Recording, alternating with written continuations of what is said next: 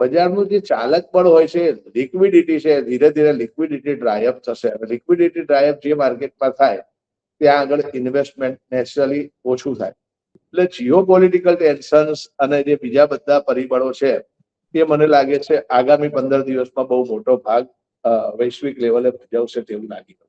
મારી દ્રષ્ટિએ હું જીડીપી ના આંકડા કરતા રૂપિયાની સ્ટ્રેન્થને મહત્વનું ગણું છું. અને રૂપિયો જે રીતે નબળો છે, જ્યાં સુધી આપણો રૂપિયો 87 ની નીચે નહીં આવે ત્યાં સુધી એફઆઈઆઈ પાછી નહીં આવે. નમસ્કાર મિત્રો, છેલ્લા 2 દિવસથી શેર માર્કેટની અંદર જે રીતે ઉછાળો અને જે રીતે વધઘટ થઈ રહી છે તેને લઈને લોકો એટલે કે રોકાણકારો અસમંજસમાં છે.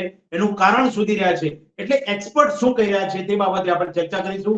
હું સંજય દવે આપની સાથે ટીવી 13 ડિજિટલ મીડિયામાં આપનું સ્વાગત કરું છું. નિલેશભાઈ કોટક જે અમારી સાથે છે, જે માર્કેટ વિશ્લેષક છે અને એક્સપર્ટ છે, જેઓ માર્કેટની અંદર આ ચાલતી ચઢ ઉતરને લઈને આપણને જણાવશે. નિલેશભાઈ, જે પરિસ્થિતિ અત્યારે જોવા મળી છે, ગઈકાલે પણ જે જોવા મળ્યું, આજે જે પરિસ્થિતિ છે એને લઈને શું કહેશો આપ?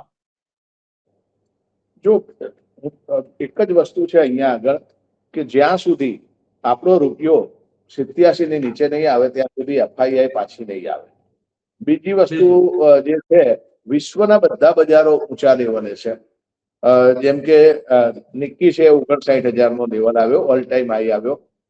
યુએસ બજાર પણ ઊંચા લેવલે છે. આપણું બજાર નીચા લેવલે છે. એની પાછળના કારણ કે મેક્રો લેવલે કોઈ ગડબડ લાગે છે. આપણા ડેટા છે એની ઉપર એફઆઈઆઈ ને કોન્ફિડન્સ ના હોય તેવું લાગી રહ્યું છે. એટલે એફઆઈઆઈ સતત વેચે છે.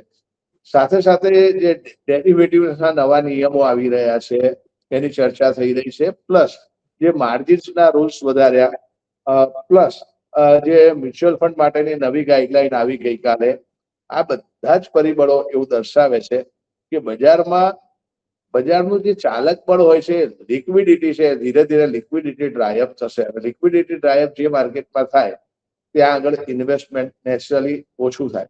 પ્લસ જે પરિણામો જે આવ્યા આપણે, એ પરિણામોમાં 35% કંપનીઓના જ પરિણામો સારા આવ્યા હતા. એટલે આ બધા જ પરિબળો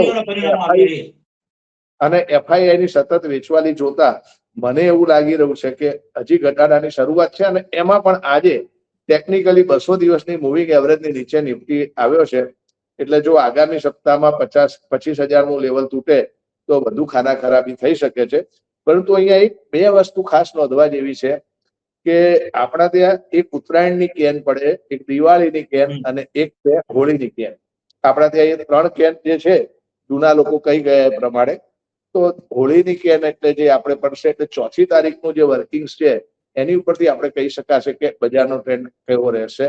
અને એ ટ્રેન્ડ ભાવિ નક્કી કરશે. સાથે સાથે માર્ચ મહિનો છે અને એના કારણે પણ જે પોર્ટફોલિયામાં જે છે એ રીસફલિંગ ને એ બધું ચાલશે. એટલે ઓવરઓલ સેન્ટિમેન્ટ એ મને આગળ ઉપર પણ નેગેટિવ લાગી રહ્યું છે. બિલકુલ. પણ જે રીતે માર્કેટમાં અત્યારે રોકાણકારો અસમંજસમાં છે, એક તરફ ટેરિફની વાત છે, બીજી તરફ ટેરિફની અંદર જે થયેલી ચર્ચાઓની વાત છે, મીટિંગની વાત છે, તો એને લઈને આપણે એવું કહી શકીએ કે સોમવારે માર્કેટ થોડું સ્ટેડી જોવા મળી શકે?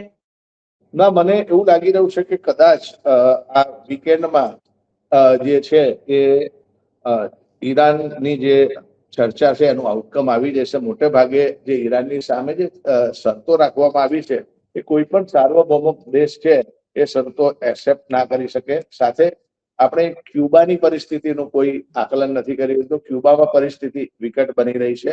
બીજું, ત્યાં સાઉથ અમેરિકાના જે બધા દેશો છે એકબીજા ઉપર ટેરિફ નાખી રહ્યા છે.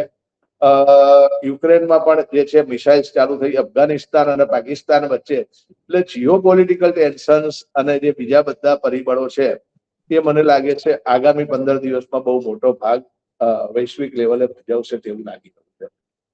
એટલે ટૂંકમાં તમે જેમ કહ્યું કે હોળીની ઝાડ પહેલા બધું કદાચ સમુસૂત્રું થઈ જાય અને પછી હોળી પછી કદાચ માર્કેટ સ્ટેડી જોવા મળી શકે એવી આશા રાખીએ. પણ પહેલા આ 3 થી 4 દિવસનું આપણે જોવું પડે કે કઈ રીતે આગળ ઉપર બધું ઘટનાઓ પેન આઉટ થાય છે.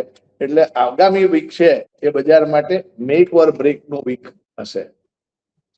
કયા કયા સેક્ટરમાં આપણે કહી શકીએ કે જેની અંદર જાળવવું જોઈએ? જો બેસિકલી સેક્ટર્સમાં છે ને અત્યાર સુધી 3 સેક્ટરો જ એક પોઝિટિવ ચાલી રહ્યા છે.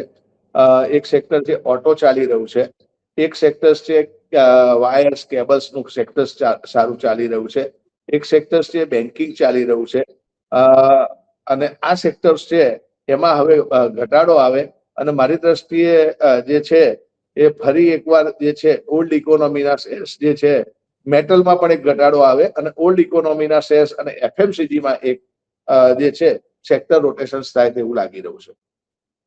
એટલે ઇન શોર્ટ સિલ્વર અને ગોલ્ડ એની અંદર પણ કઈ ચઢ-ઉતર જોવા મળશે, અપડાઉન જોવા મળશે કે પછી ચોક્કસ જો જીઓ પોલિટિકલ પરિસ્થિતિ વધારે બગડશે તો સિલ્વર અને ગોલ્ડ બંને ટેક ઓફ સ્ટેજમાં જ છે, એ લોકો આગળ વધવાની તૈયારીમાં જ છે અને એમાં મોટે ભાગે એ લોકો આગળ વધે તેવું લાગી રહ્યું છે મને.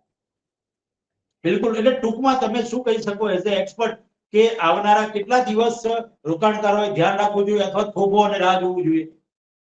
મારી દ્રષ્ટિએ મને એવું લાગે છે મંગળ બુધવારના વર્કિંગ ઉપરથી એક ક્લિયર કટ આઈડિયા આવી જશે. એટલે એ જોતા કારણ આપણા ત્યાં મંગળ બુધવાર રાધર એટલે સોમવાર ને બુધવાર, મંગળવારે તો આપણા બજારમાં રજા છે, પણ આ 3 દિવસની ઉપરથી ગુરુવારે મોટે ભાગે પિક્ચર ક્લિયર થઈ જાય તેવું લાગે છે. જીડીપી ના સેટ ઓફ આંકડા આપણા રજૂ થયા છે નવા ડેટા પ્રમાણે, પરંતુ મારી દ્રષ્ટિએ હું જીડીપી ના આંકડા કરતા રૂપિયાની સ્ટ્રેન્થને મહત્વનું ગણું છું અને રૂપિયો જે રીતે નબળો છે એટલે બીજા કોઈ પણ પરિબળો જોવાના બદલે રૂપિયો જ્યાં સુધી 87 ની નીચે ના આવે ત્યાં સુધી ભારતીય બજારમાં કદાચ મોટી તેજી ના થઈ શકે. 2026 નું વર્ષ એવું લાગે છે કે જે ઇન્વેસ્ટરો આખા વર્ષોમાં કમાયા હતા 4 વર્ષમાં એ મૂકવાના પૈસા ના આવે તો નવાઈ. એટલે બહુ સ્પેસિફિક, બહુ ધ્યાન રાખીને અને બહુ સંયમ રાખીને કામ કરવું પડશે. અચ્છા, એટલે ટૂંકમાં તમામ સ્ક્રિપ્ટ તમામ સેક્ટર ઉપર થોભો અને રાહ જોવાની પરિસ્થિતિ જોવા જેવી. ડેફિનેટલી. અને સાથે સાથે જોવું પડશે કે માર્ચ ત્રિમાસિક ગાળાના પરિણામો કઈ રીતે આવે છે. એટલે સાચું ચિત્ર જે કહેવાય કે બજારનું છે એ 15મી એપ્રિલ પછી વધારે થશે. પ્લસ આજે ખાસ આપણે જે એઆઈ ની ઇમ્પેક્ટ કેવી આવે છે, કારણ દરેકે દરેક કંપની એઆઈ ઉપર જઈ રહી છે અને એઆઈ નું મેજર ડિસ્ટર્બન્સ કઈ રીતે આવે છે. કારણ કે આપણે ઇન્ફોસિસના ચેરમેન નેલકરી સાહેબે એવું કહ્યું કે 9 થી 10 કરોડ જોબ આખા વિશ્વ લેવલે જઈ શકે છે, તો એની અસર પણ બહુ મોટી પડી શકે છે. એટલે મારી દ્રષ્ટિએ એઆઈ એ જેમ કોરોના છે એ એવું હતું કે એ વ્યક્તિની હેલ્થને અસર કરતું હતું, આ વ્યક્તિની જોબને અસર કરતું એઆઈ નું પરિબળ આ વર્ષે મોટું જે છે નેગેટિવ કારણ બની શકે. તો સાથે સાથે એઆઈ ના કારણે આઈટી ના શેરોમાં અથવા આઈટી સેક્ટરમાં કેવા પ્રકારની હલચલ જોવા મળી શકે? મારી દ્રષ્ટિએ દરેક લોકો વિચારે છે કે ભાઈ મારે ઇન્ફોસિસ કે ટીસીએસ કે એવા શેર તો લોંગ ટર્મ માટે રાખી લેવા. હું દરેક રોકાણકારને કહું છું કે કોઈ પણ શેર સાર્વત્રિક હોતો નથી.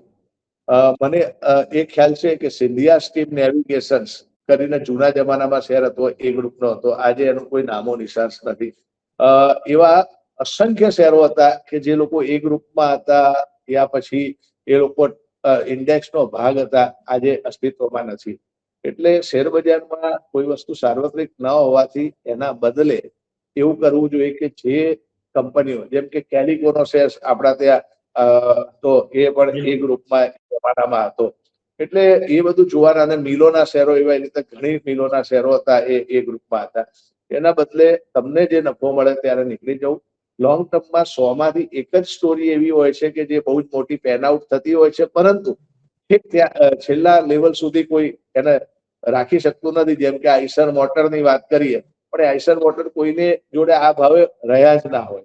એટલે એ સ્ટોરી ખાલી છે મીડિયા માટે બતાડવાની, યા તો લોકોને ભ્રમણા કરવાની છે. તમારું રિઝનેબલ રિટર્નને હું મારી ભાષામાં એવું કહું કે આપણા ત્યાં 6% કરન્સીનું ડેપ્રિસિએશન થાય છે અને 10% છે ને આપણો ફુગાવો છે, સાચો ફુગાવો છે. ભલે સરકાર ગમે તે આંકડા આપતા હોય, એટલે 16% થી વધારે રિટર્ન મળે તો એ વખતે નીકળી જવું જોઈએ. અને જે કંપનીઓ રિયલ પ્રોડક્શન્સમાં છે અને આવતા 10 વર્ષ સુધી એ કંપનીને કોઈ ડિસ્ટર્બન્સ નથી નડવાનું, એવી કંપનીઓ પર કામગીરી કરવી જોઈએ.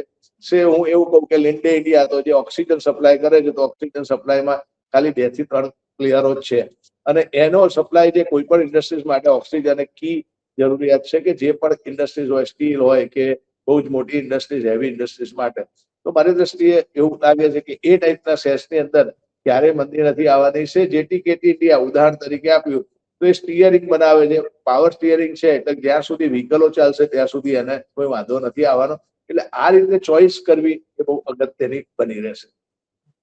બિલકુલ.